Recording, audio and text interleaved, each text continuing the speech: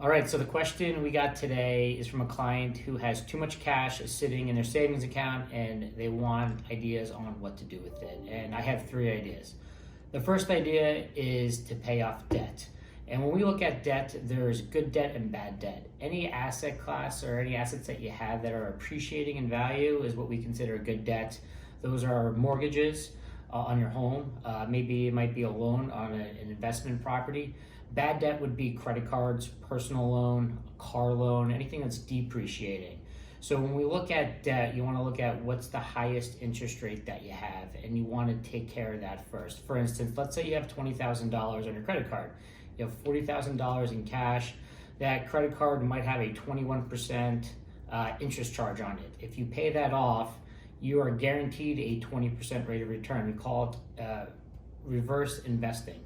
So you want to pay off any debt that you have, especially the bad debt like credit cards and personal loans. The second would be invest in the market. Now, a lot of clients want to wait. They have all this cash accumulating. They don't know what to do with it. They want to go in the market, but they want to wait for this pullback that's going to happen. Well, I'll tell you what, no one can predict the market. We don't know whether it's going to go up or down. And for those that are waiting, there's an opportunity cost as well. For instance, we have some folks that are still waiting since the election last year. They thought the market was going to crash, and we're up over 20% since then. So point being is you don't know when to get in the market. So the best way to get into the market is to dollar cost average, whether it's on a weekly basis, bi-weekly, bi-monthly, quarterly, whatever it may be.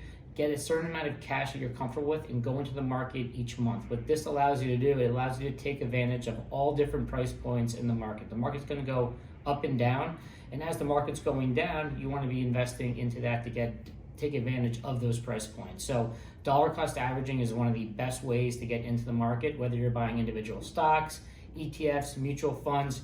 You don't want to go all in at once because there's something called sequence of returns. You could take that lump sum, put it into the market, and then the next week the market goes down 5 or 10%, or vice versa.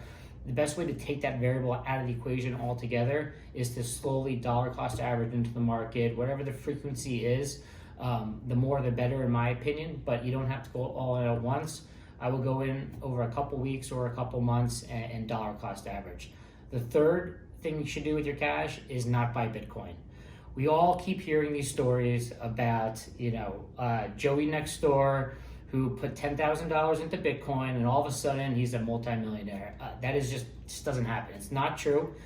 Maybe it may have happened in one or two cases. Well, guess what? Someone also won the Powerball last month. Someone also won the Mega Millions last year. Someone's going to hit the lottery. But what you don't hear, what the media doesn't tell you, is how many people play the lottery every single day and don't win anything. I'm usually one of those guys. So what you don't want to do is get involved in Bitcoin, get caught up in the media, because you're not going to get your $10,000 and make it into $1 million. It's just not going to happen. It never will happen.